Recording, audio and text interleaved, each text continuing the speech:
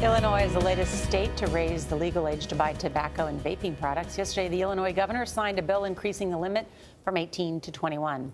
While statistics show that tobacco continues to lose its appeal for young people, vaping is skyrocketing among middle and high school students. Well, last week, the FDA began looking into whether e-cigarette use can lead to seizures. Dr. Tara Narula is here with a push for the 21 age limit nationwide. Tara, good morning. Good morning, Nora. When e-cigarettes were first introduced to the market, they were seen by many as a way for longtime smokers to wean themselves off of cigarettes. But what caught many by surprise was how quickly vaping has caught on with middle and high school students. The addicted mind justifies some crazy things. 19-year-old Matt Murphy got hooked on nicotine in high school. What began as experimentation with vaping turned into an addiction. That snowballed into me having a neurochemical dependency on it without me even knowing. His addiction followed him to college. I would be studying in the library and I would have to bike back to the dorm like every 20 minutes. How addictive are these products? So nicotine is one of the most addictive chemicals known to man. You know that some kids are getting addicted with really just a handful of uses. E-cigarette use among middle and high school students is rising sharply. In 2018, nearly 5%, that's 1 in 20 middle school students, reported trying e-cigarettes within the last 30 days. That's up from less than 1% in 2011. Among high schoolers, that number jumped from 1.5% in 2011 to more than 20% in 2018.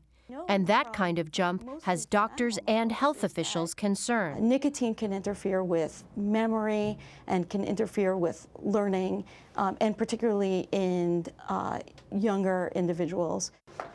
18-year-old Sarah Ryan is a high school senior. I know very few kids who haven't been exposed to this issue, whether themselves or through their friends. She calls herself an anti-tobacco and vaping activist. These products are used by kids at every age. And wants the legal age to buy these products raised to 21. These products shouldn't be a part of high school culture. And 18-year-olds are still in high school. So if the age to purchase tobacco is 18, then it has a bigger influence in a younger set of people, because even if you're not 18 and you're 16, you hang out with 18-year-olds, and those 18-year-olds might be using the product. Why do you think it's been so hard to get this kind of legislation passed in the rest of the country? I think that there's just the same arguments about, well, if you're old enough to die for your country, why can't you buy a cigarette or smoke or vape or whatever have you? But that is beginning to change. 9 states have passed legislation to raise the legal age for tobacco and vaping products to 21.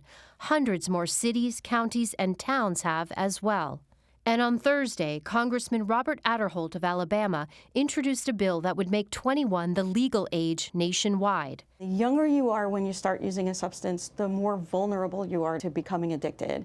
And that's because as the brain develops, it just becomes a little bit more resistant to the neurologic changes that are associated with addiction.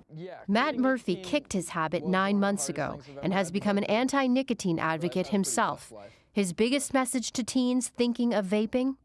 It is way easier to prevent than it is to stop, If you never dig yourself a hole, you never have to climb out of the hole.